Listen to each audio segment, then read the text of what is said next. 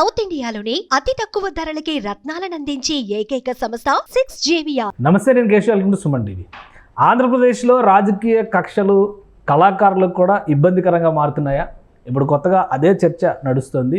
ప్రధానంగా మంగ్లీ ఫోక్ సింగర్గా తెలుగు రాష్ట్రాల్లో పాపులర్ అయినటువంటి పర్సనాలిటీ, కానీ రాజకీయ కక్షతో తనకు అవకాశాలే లేకుండా పోతున్నాయనేటువంటి ఆవేదన వ్యక్తం చేస్తూ ఒక లేఖ రిలీజ్ చేయడం సోషల్ మీడియాలో ఇప్పుడు వైరల్గా మారింది. నిజంగా అలాంటి పరిస్థితులు ఉన్నాయా లేవా, లేదా మంగ్లీ అనుసరించినటువంటి కొన్ని పద్ధతులు తనకే శాపంగా మారాయా? విశ్లేషించేటువంటి ప్రయత్నం చేద్దాం. మనతో పాటు కిరణ్ కల్పాల గారు, తెలుగుదేశం పార్టీ నాయకులు ఉన్నారు. కిరణ్ గారు నమస్కారం. నమస్తే అండి. ఈ రాజకీయ కక్ష సాధింపులు కళాకారులకి కూడా అంటుకున్నాయి. కొంతమంది ఆవేదన వ్యక్తం చేస్తున్నారు. రామ్ గోపాల్ వర్మ, పోసాల కృష్ణమురళి, శ్రీరెడ్డి, ఇప్పుడు ఆ జాబితాలో మంగ్లీ కూడా జాయిన్ అయింది. ఆమెని వేధిస్తున్నారు అని.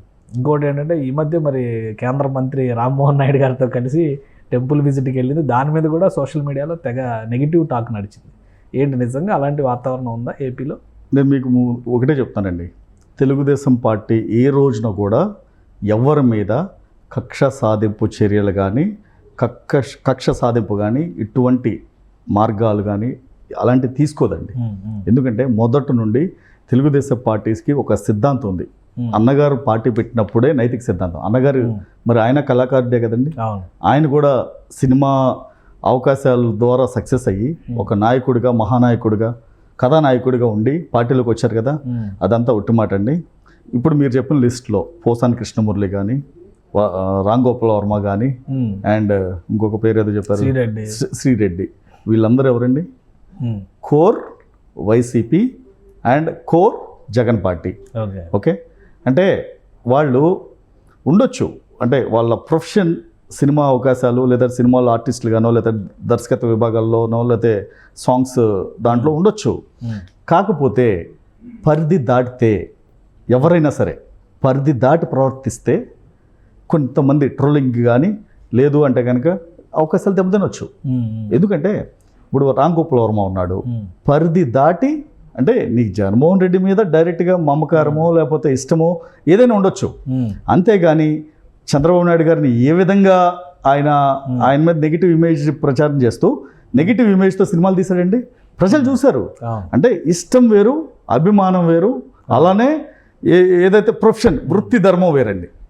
ఇవన్నీ పక్కన పెట్టి రామ్ గోపాల్ వర్మ చేసింది ఏంటండి? అరాచకం. కడప రాజ్యంలో కమ్మరెడ్లు ఏదో సంథింగ్ అలాంటి సినిమాలే తీశాడు. అంటే కాంట్రవర్సీ, టైటిల్ కాంట్రవర్సీ, అలానే నెగిటివ్గా చూపించడం. అలా జగన్మోహన్ రెడ్డి మీదో లేకపోతే ఇంకొకరి మీదో సినిమా తీయాలంటే మాకు లేవు అవకాశాలు. అంటే వాళ్ళు ఓకే, మీరు అన్నట్టుగా ఎక్స్ట్రీమ్గా వెళ్ళి ఉండొచ్చు. అయితే మంగ్లీ రాసిన లెటర్ మనం పర్టికులర్గా చూస్తే, ఆమె ఓపెన్ లెటర్ టు పబ్లిక్ అని చెప్పని ఒక లెటర్ రిలీజ్ చేశారు. అందులో మెన్షన్ చేశారు, అదే రథసప్తమి వేడుకలకి వాళ్ళ టీంని ఏదో ఇన్వైట్ చేశారు. మరి ఎవరు తెలిసి చేశారో తెలియక చేశారో ఏం జరిగిందో తెలియదు. మొత్తానికి రామ్మోహన్ నాయుడు గారు, ఆయన రామ్మోహన్ నాయుడు గారి దగ్గర నుండి ఆవిడని తీసుకెళ్ళడం, సాధారణంగా ఆహ్వానించడం వెళ్ళారు. తర్వాత అక్కడ షో కూడా గ్రాండ్ హిట్ అయింది.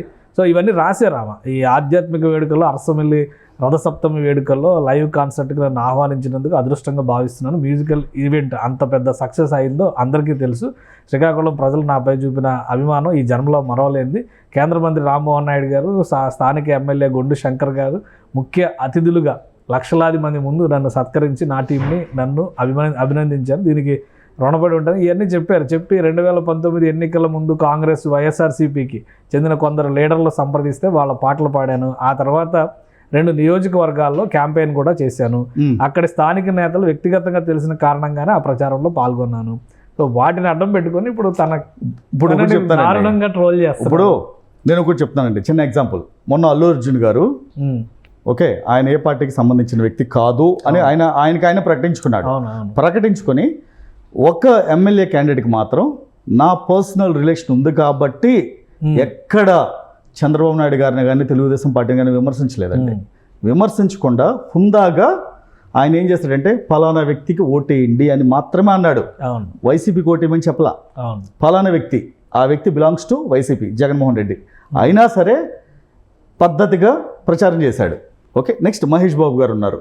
గతంలో ఆయన సొంత బావ గల్లా జయదేవ్ గారు టీడీపీకి 2 సార్లు ఎంపీగా పోటీ చేస్తే ప్రచారానికి రావాలని కోరితే కూడా నాకు అభిమానులు అన్ని పార్టీలో ఉన్నారు. బీజేపీలోను, టీడీపీలోను, జనసేనలోను, వైకాపాలోను ఉన్నారు. నేను వారిని హట్ చేయనని చెప్పి సున్నితంగా తిరస్కరించారు. అది రాజకీయ హుందాతనం. ఓకే, మరి ఇక్కడ మంగ్లీ ఓకే అంటే నేను అనేది ఒక వ్యాపారస్తుడు కానీ లేదంటే ఒక సినిమా ప్రవృత్తిగా ఉన్నవాళ్ళు ఎవరైనా సరే, సింగర్స్ కావచ్చు, ఎవరైనా కావచ్చు. ఇప్పుడు అనంత శ్రీరామ్ ఉన్నాడండి.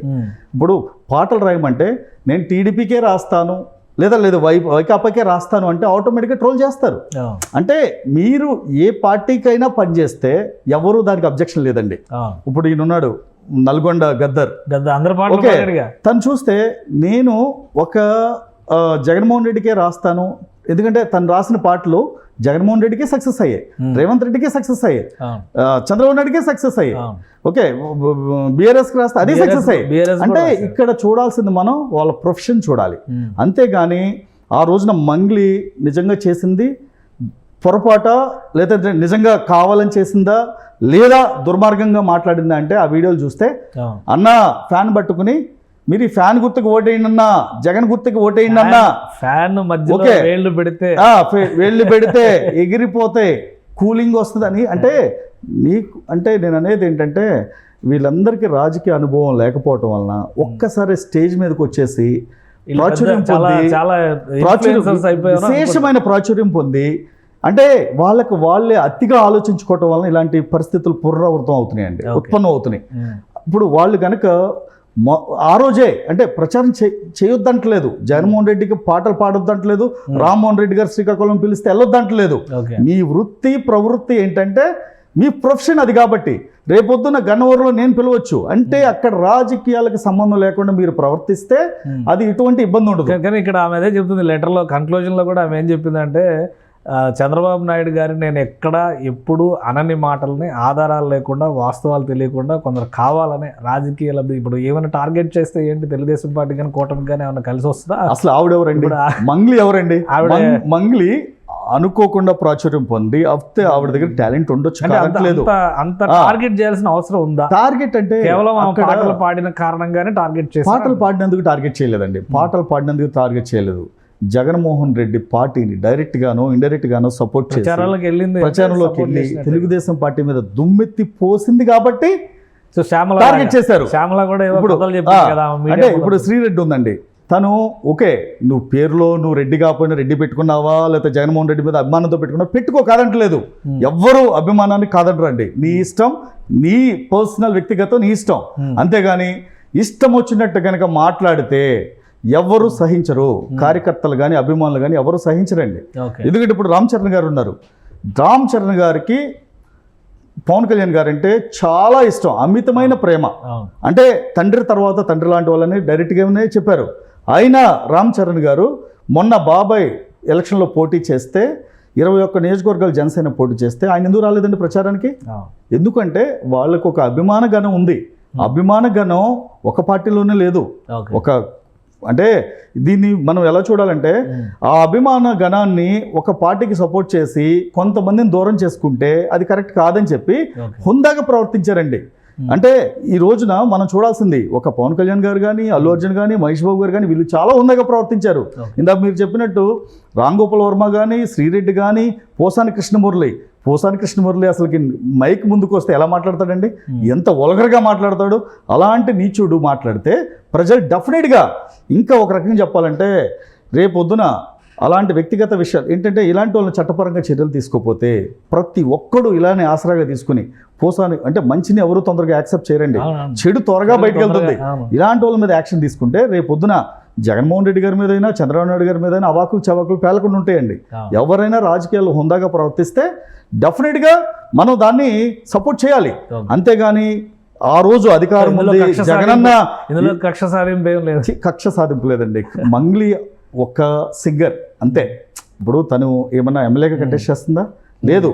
కాకపోతే అభిమానులు టార్గెట్ చేశారు అంటే ఆ రోజు ఆవిడ మాట్లాడిన మాటలకి ఇప్పుడు ఆవిడ అభిమానులు కళాకారిణి ఫీల్ అయ్యారు. ఇప్పుడు ఆవిడ కళాకారిణి అనే విషయం గుర్తొచ్చినట్టుగా ఉంది. ఇప్పుడు గుర్తొచ్చింది అదే. లాస్ట్ లో కూడా కళకు కళాకారులకు ఎల్లలు లేవని, ఎటువంటి భేదభావాలు ఒకటండి, ఉండవని అదే. నమ్ముతున్నారని చెప్తుంది. కళాకారులైనా లేకపోతే అభిమానులైనా అభిమానం పరిధి దాటనంత వరకు ఉంటే బానే ఉంటది. కళాకారులు పూర్తిగా పరిధి దాటితే పార్టీలో చేరిపోవచ్చు కదా. ఇప్పుడు అదే. శ్యామల ఉంది, ఆమె అధికార ప్రతినిధి అయిపోయింది. అవును, రేపు ఈమె కూడా అలా ఇప్పుడు అభిమానం ఉంటే అయిపోవచ్చు. పరిధి దాటి ప్రవర్తిస్తే డెఫినెట్గా అభిమానుల నుండి కానివ్వండి, కార్యకర్తల నుండి కానివ్వండి, ఇలాంటివే ఎదురవుతాయి. ఇలాంటి పునరావృతం కావాలి అంటే ముందు మన భాష సరిగ్గా ఉండాలి. నెక్స్ట్ అభిమానం ఉంటే లోపల చూపించండి. అంతేగాని మీరు డైరెక్ట్గా ఇంకొక పార్టీకో లేకపోతే ఇంకో దానికంటే డెఫినెట్గా ట్రోల్ చేస్తారు. అభిమానులు కొన్ని చోట్ల మీరు ఇష్టం లేనట్టు ప్రవర్తిస్తే తిరగబడతారు. అలాంటి మనం ఎవరు ఆపలేరండి. ఆ అభిమానగణాన్ని ఎవరు ఆపలేరు. అందుకని ఇప్పుడు ఏదో మనం అభిమానం ఉంటే చిరంజీవి గారి మీదైనా లేదా పవన్ కళ్యాణ్ గారి మీదైనా బాలకృష్ణ గారి మీదైనా లోపల పెట్టుకోవాలి. అంతేగాని వాడంతా వీడంతా అంటే డెఫినెట్గా తిరగబడతారు. అభిమానులు ఊరుకోరు. ప్రస్తుత పరిస్థితుల్లో ఈ సోషల్ మీడియా వచ్చిన తర్వాత ట్రోలింగ్ ఎక్కువ వద్ది. ఈలోపే ఆవిడకి వ్యాపార అవకాశాలు ఏం తగ్గినాయో లేదంటే అవకాశాలు ఏం తగ్గినాయో నాకు అర్థం కావట్లా.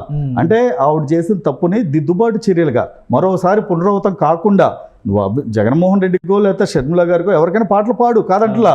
కాకపోతే వ్యక్తిగత విమర్శలు చేస్తేనే, అలానే ఒక పార్టీకి అంటుకుని పెట్టుకుంటేనే ఇలాంటి సమస్యలు వస్తాయండి. Right right thank you Kiran గారు విశ్లేషణ అందించినందుకు. ఇది మంగ్లీ రాసినటువంటి లేఖ పూర్తిగా ఆమె వ్యక్తిగతమైనటువంటి అంశం. పరిధి దాటి వ్యవహరిస్తే ఖచ్చితంగా ఎవరికి వాళ్ళకి అభిమానులు ఉంటారు కాబట్టి వాళ్ళ రియాక్షన్స్ కూడా ఈ విధంగా ఉంటాయి. కక్ష సాధింపుకు వెళ్లాల్సినటువంటి అవసరం తెలుగుదేశం పార్టీకి కానీ కూటమి ప్రభుత్వానికి కానీ ఎట్టి పరిస్థితిలో లేదు. ఆమె కొన్ని సందర్భాల్లో చేసిన వ్యాఖ్యలే ఆమె మెడకి ఇప్పుడు చుట్టుకున్నాయి. కానీ తెలుసో తెలియకో అరసవిల్లులో ఆహ్వానించినంత మాత్రాన అది ఒక నెగిటివ్ అంశంగా చూడాల్సిన అవసరం లేదు. అందుకే అభిమానులు చేసినటువంటి కామెంట్స్ పైన కూడా అధికారికంగా ఎక్కడ టీడీపీ నాయకులు కూడా స్పందించలేదు. మంగ్లీ పద్ధతి మార్చుకుంటే ఇప్పటికైనా ఒక కళాకారునిగా గుర్తింపు కొనసాగుతుందని విశ్లేషిస్తున్నారు కిరణ్ గారు. ఇది special discussion. Keep watching. Suman టీవీలో మీ పర్సనల్ అండ్ బిజినెస్ ప్రమోషన్స్ కోసం కింది నెంబర్కి కాంటాక్ట్ చేయండి.